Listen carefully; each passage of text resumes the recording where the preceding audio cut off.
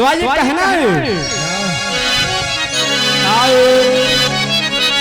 कहा गया है कि भटक रहे बन बन हो भटक रहे बन बन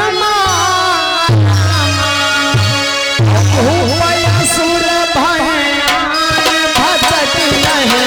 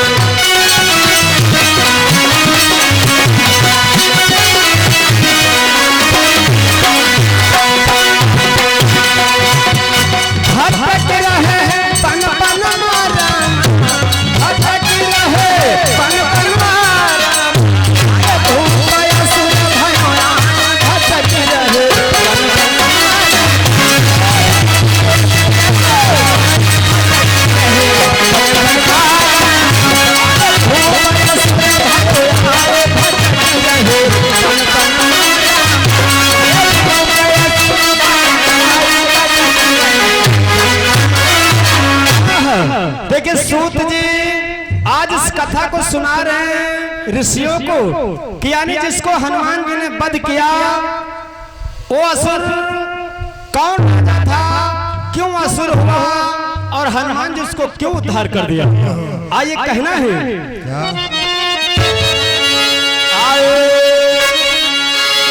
कहा सूत समझा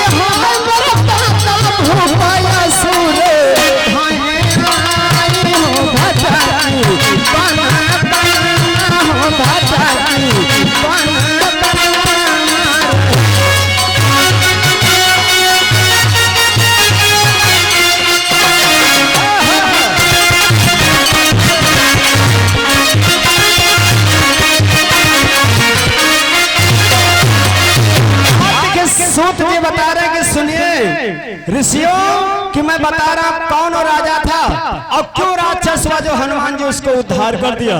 तो क्या बताया है सूत जी ने कि को तले से कभू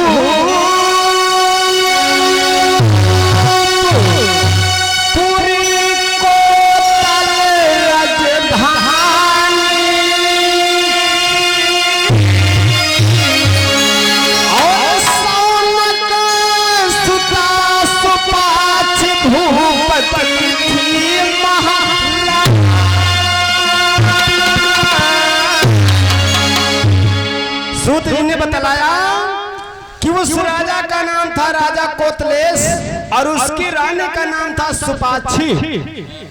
और राजा रानी बड़े हर्षित चैन से रहते थे। कवि ने लिखा है कि धन दौलत और माल खजाना कमती कौन्यू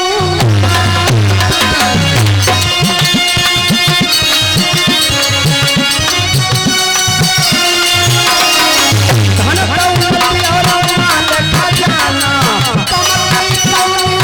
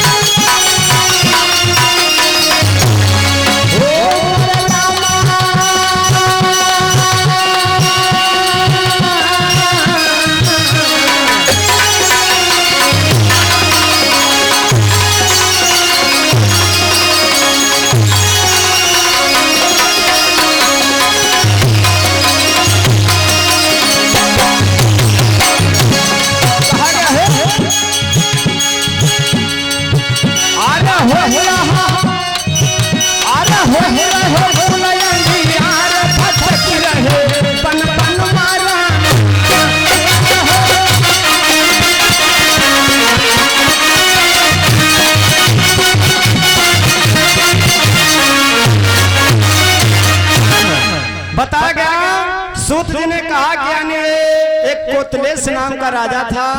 धन दौलत की कोई कमी नहीं थी, लेकिन कोई संतान न होने के कारण राजा और रानी के दोनों चिंता बनी रहती थी।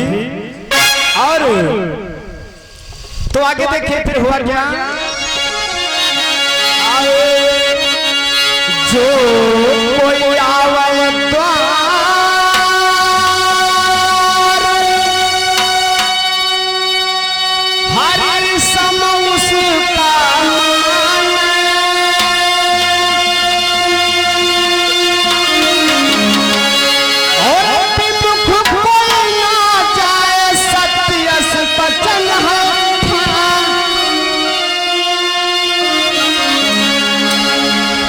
यानी राजा के द्वार पर जो भी आता था तो राजा भगवान के समान उसको मानते थे कि भगवान का आगमन हो गया।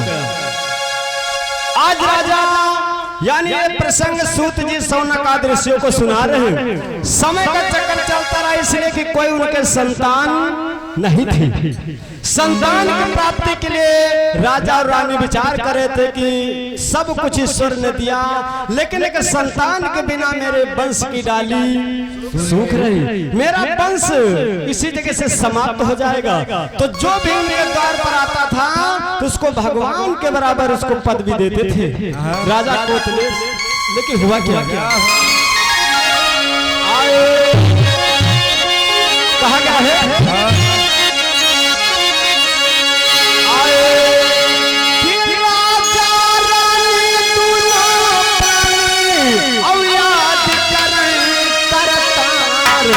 कैसे वंश बढ़ाया बेटा, कैसे वंश बढ़ाया बेटा, वंश बढ़ाया बेटा।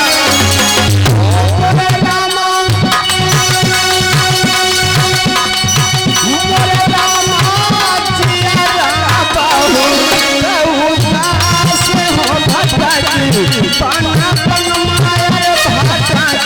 माया पाना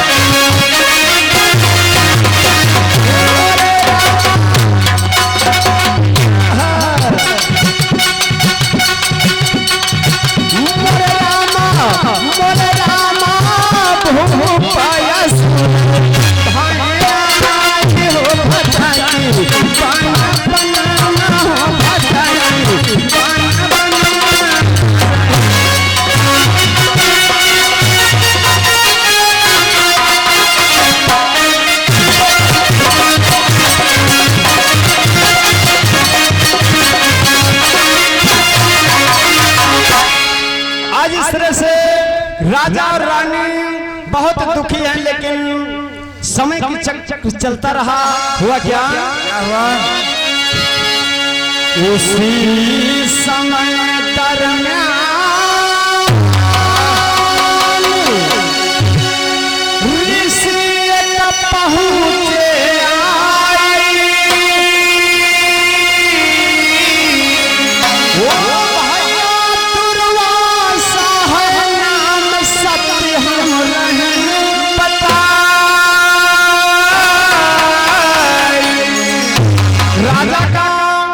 नियम बन गया कि जब तक उनके द्वार पर कोई संत महात्मा ऋषि नहीं आता था, जब तक उसको भोजन नहीं करा देते थे, तब तक राजा और रानी भोजन नहीं करते थे।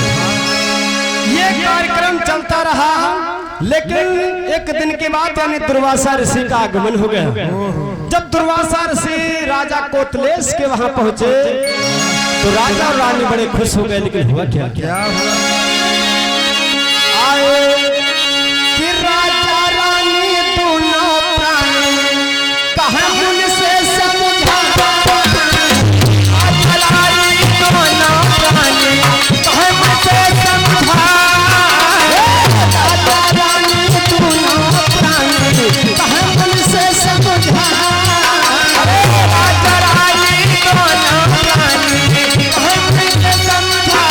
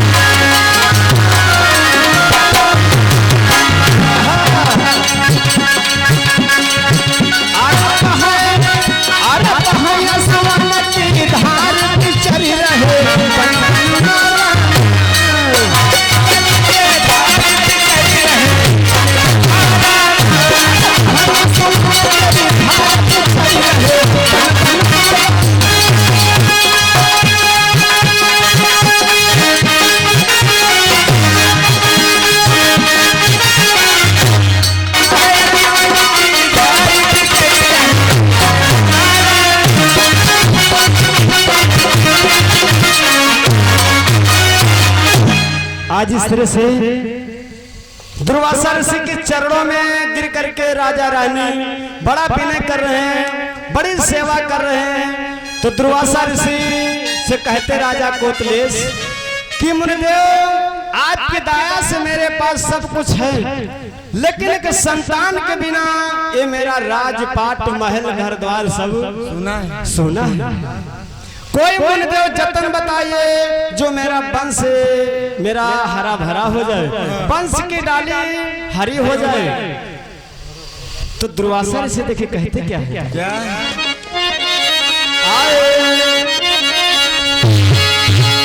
दुर्वासा मुनि कहे सुनो तुम ध्यान लगाई,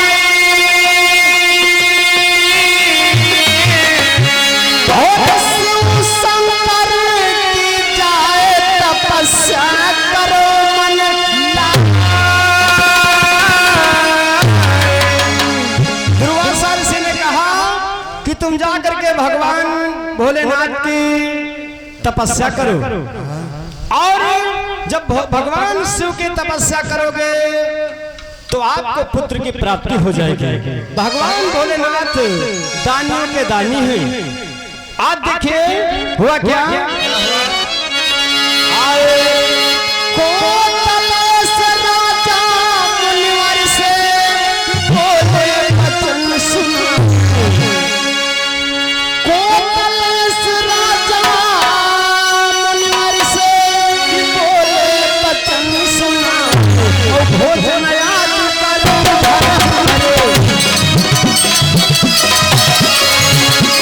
भोजन याद करो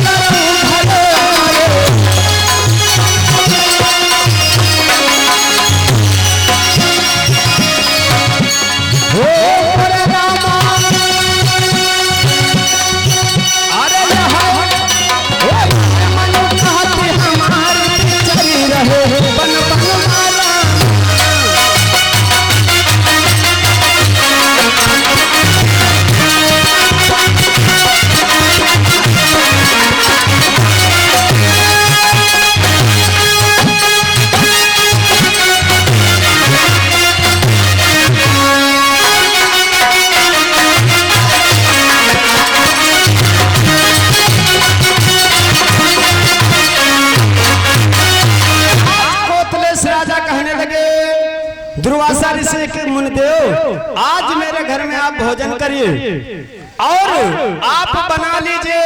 अगर आपका आदेश मिल जाए तो हम भोजन बना करके तुमको खिलाएं। तो दुर्वासा ऋषि सभी लोग आप जानते बड़े क्रोधी संत हैं, बड़े क्रोधी संत हैं, लेकिन उनके कुछ दया गई। तो राजा दुर्वासा ऋषि से दुर्वासा ऋषि राजा से कहने लगे कि आप भोजन को तैयार करें, भोजन पाएंगे। तो आज राजा कोतलेश की रानी यानी भोजन को तैयार करती। जब भोजन को तैयार किया और राजा उस थाल को लेकर के परोस करके थाल यानी दुर्वासा ऋषि के पास में आते हैं। तो विधि का विधान देखिए होता है क्या। आए लाए भोजन भूपा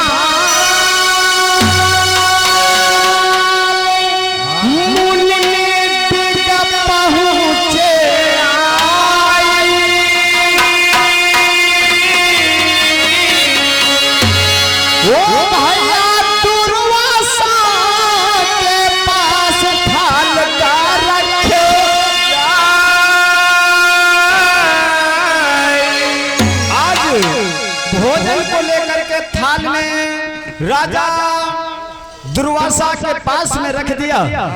और दुर्वासा ऋषि बड़े मगन है, लेकिन समय की बात देखिए होता है क्या।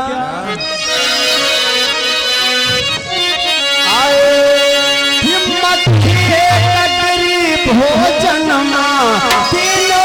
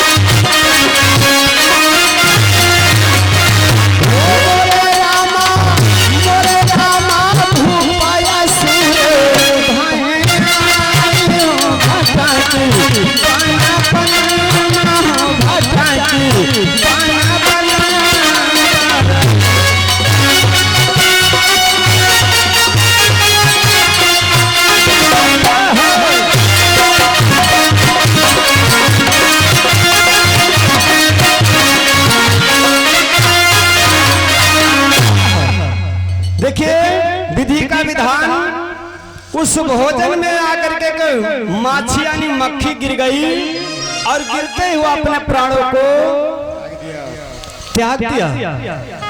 दुर्वासा ऋषि के क्रोध आ गया और कहने लगे दुर्वासा ऋषि राजा कोतलेश से कि राजा तुमने ये जीव हलन जैसा भोजन बनवाया, इसमें आकर के मक्खी गिर गई, मक्खी लेकर के मेरे भोजन में तुम आए हो।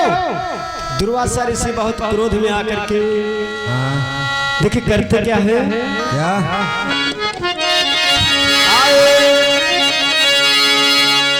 क्रोध गयो तन छाए श्राप नाथ ही बारा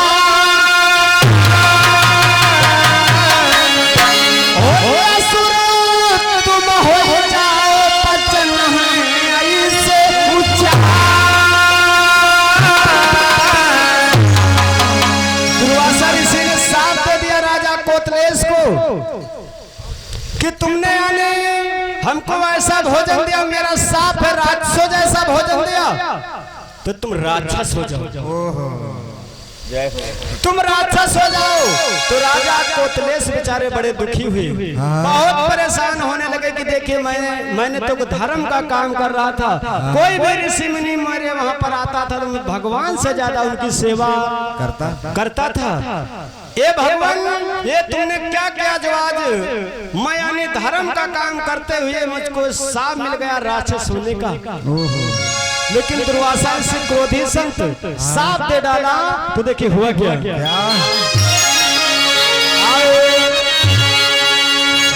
कि हाथ जोड़े राजा तब बोले सुनो मुनिधर,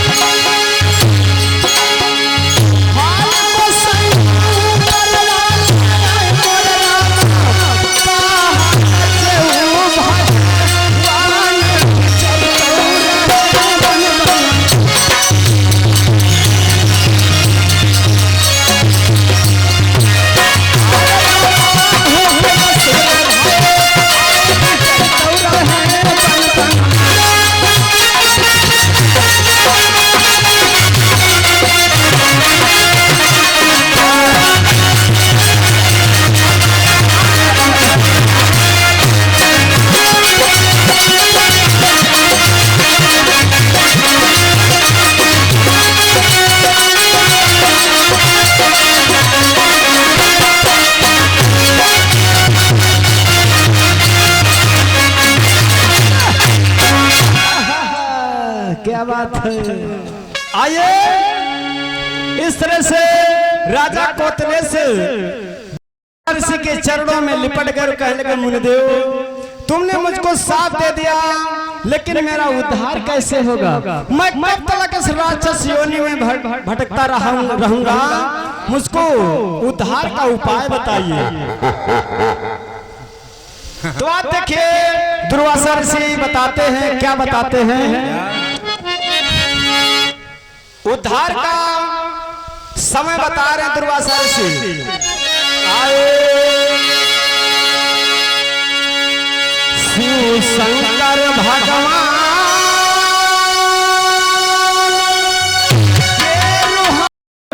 अवतार भगवान भोलेनाथ इस धरा धाम पर अवतार धारण करेंगे, तो सर्वप्रथम तुमको उद्धार करेंगे, बाल रूप में तुमको उद्धार करेंगे। जिस समय आप हनुमान जी के पास में जाओगे, हनुमान जी को तुम खा जाओगे, तो हनुमान जी पेट फाड़ करके तुम्हारा बाहर आएंगे, तभी तुम्हारा उद्धार हो जाएगा, तुम इस राक्षस योनि से छुटकारा पा जाओगे। ये यानी दुर्वासा ऋषि ने बताया, और ये बता करके देखिए राजा कोतलेस बेचारे राक्षस हो जाते हैं, राक्षस योनि में भटक रहे। लेकिन हुआ क्या,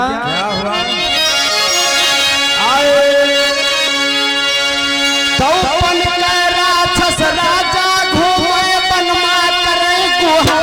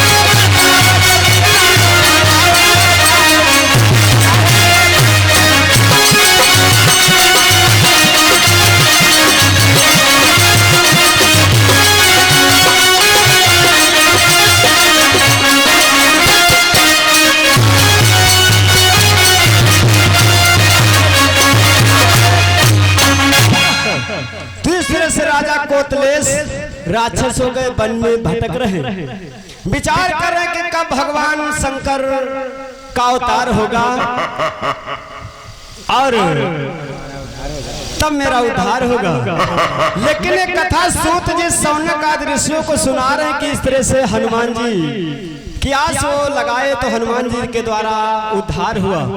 लेकिन शौनक आदि ऋषि सूत जी से फिर एक प्रश्न पूछते हैं कि मुनिदेव ये बताएं कि उसमें राजा कोतलेश का कोई दोष नहीं था।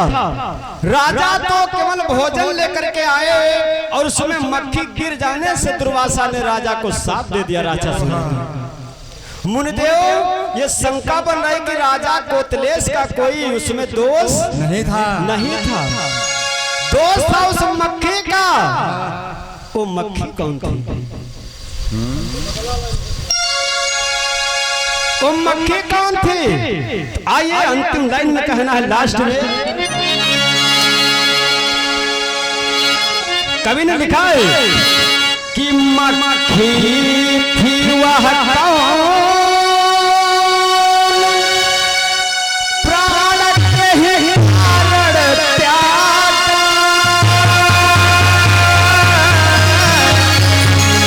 और भाइयों ने कया बार भूप पाया पदस ला।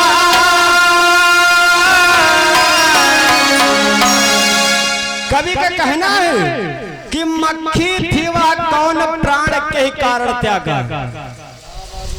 आखिर मक्खियों कौन थी? क्यों दुर्वासा ऋषि के भोजन में अपने प्राणों को छोड़ दिया? अगर वो मक्खी अपना जाकर के उस भोजन में ना गिरती तो राजा कोतलेश को साफ नहीं होती। कहा गया है मक्खी थी वह कौन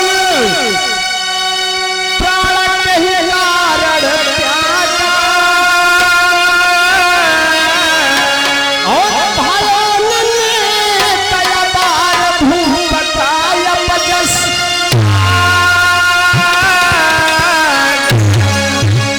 भूप काल मक्खी का भाखो वर्तमान रहन का,